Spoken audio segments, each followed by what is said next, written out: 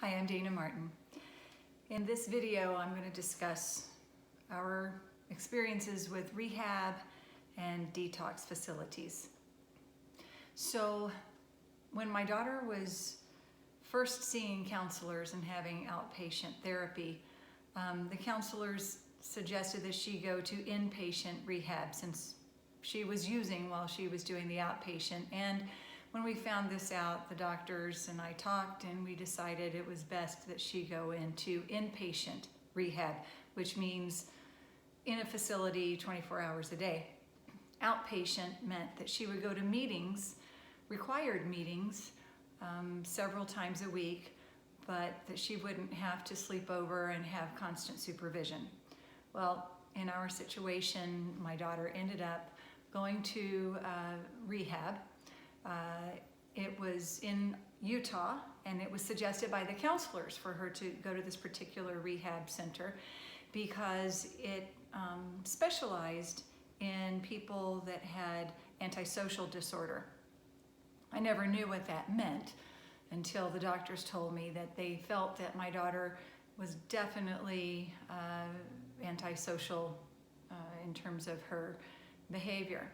And what antisocial disorder means is that you have no consequences for your actions in your own head. You just do what you want to do, and it doesn't matter what's going to happen to you. You don't even think about what's going to happen to you when you choose to do whatever you're going to do. Perfect for a drug addict. Perfect.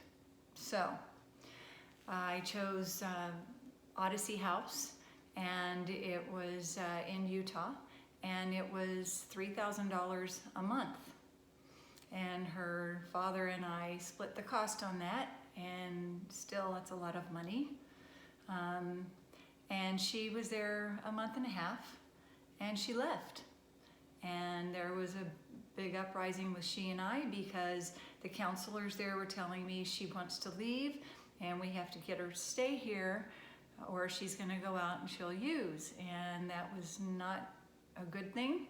And so I got on the phone with her, and as told by the counselors, I told her that if she left, don't try calling me, don't try coming to my door. I would not open it for her. I would not take her calls. And again, I was being coached by the counselors to say this, to try to keep her there, to let her know there is nowhere else for you to go. Well, it didn't matter. She left anyway, with a guy that was also at the rehab. And that was our first experience. So the next rehab, sometime later, was a facility that was called West Care. And it's in Las Vegas, and it's where inmates are sent for rehabilitation. And my daughter had been arrested for possession and was on probation and broke her probation by using and was sent to jail. And so the judge in the court said that she could go to rehab, that she had a good family support system behind her. That'll be another video to talk about how the court system and parole officers look at family members of the addicted loved ones. That does carry influence with the court's decision. Anyway, the judge put her into West Care, and so she left jail and went straight to rehab, and she was there about 3 months, and with the understanding that once she left there, she would go to sober living.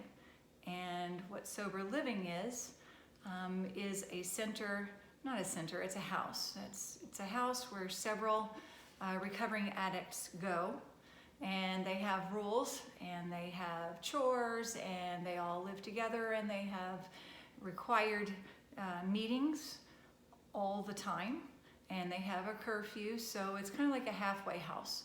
So my daughter started at a sober living, and the sober living was about $1,000 a month. It was about $250 a week. So, and her food was taken care of. I just give her a little extra food from time to time, certain things that she might like. But She stayed there for a while, but again, she wasn't ready to stop using, and eventually she met another guy and was triggered and used again and left. And at that point, I had no contact with her for months. That was the scary time. That'll be another video. Anyway, at some point, we did get to see my daughter. She contacted me, and we created an intervention. We had an intervention, and what that is where you get the addict in a room with people that love the addict, and also usually people that are professionals at interventions, a person that will come into your home or wherever to get that addict into detox or rehab. And so it just so happens that my daughter had brought a friend with her. I said I wanted to meet with her, that it was non-negotiable, we needed to meet. And I still had influence, so she said okay, and she brought a friend with her. And the friend pretty much was that professional, if you will, and started the intervention, and we got her into detox that day. We did not pay for the detox. It was a center, once again, that took care of the costs. And I guess that's where my tax dollars, in my mind, were going, was to help pay for my daughter's rehab and court-appointed rehab and the detox. Anyway, she stayed a day and a half. She's supposed to be there 5 days, and she called me to come pick her up, and I didn't know what else to do. I went ahead and I picked her up, and I was somehow able to get her back into a sober living. They worked with me in saying we'll do our best to get her finished, getting her detoxed. So anyway, that was the next event that we had in terms of rehab or detox. And then she, of course, used again and left the sober living again, and I had not heard from her at all. I was in Texas on a vacation, and I got a phone call, and it was a rehab center, detox rehab center, calling me for verification of my insurance. And I said, okay, what's this in reference to? And they say, well, we can't really discuss too much, but your daughter is here. And I said, all right. And so I gave them my information, and that time my insurance paid for it. So I, again, didn't have a copay. So really the only time I paid for rehab was their very first experience with rehab, and it was $3,000 a month. Now, since then, I've been going to my support meetings, and I have found out you can pay up to $30,000, $40,000 for a 30-day stay. And I will tell you that is not necessary, and please don't freak out when you hear those numbers, because there are other places that are much cheaper. There were places cheaper than where I sent her. I just sent her there because counselors talked to me and said that would probably be the best place to go. The range is just all over the place, as much as $40,000. I've heard $7,000, and this is for a month. I've heard, I paid $3,000. I've heard $1,500. It just varies from place to place. But like I said, there are also places that will deal with your insurance, so you always want to check on that. And there are times when courts, if your loved one has been in jail, there are times that courts can get it paid for where you don't pay for it and the city pays for it. So that's all the information I have about detox and rehab, and as you can tell, it certainly did not cure my daughter going to one rehab stint.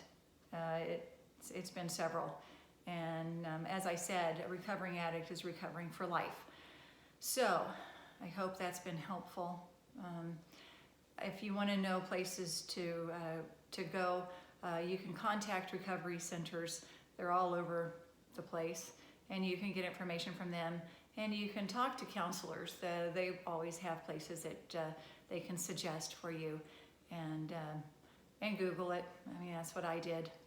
to just kind of verify if I was sending my daughter to the right places. So, and again, my daughter actually walked in one place all by herself without my help and just with my insurance, but I didn't get her there. She did it herself. That's always the best way, is if they take themselves. Anyway, that's it for now, and thanks for listening.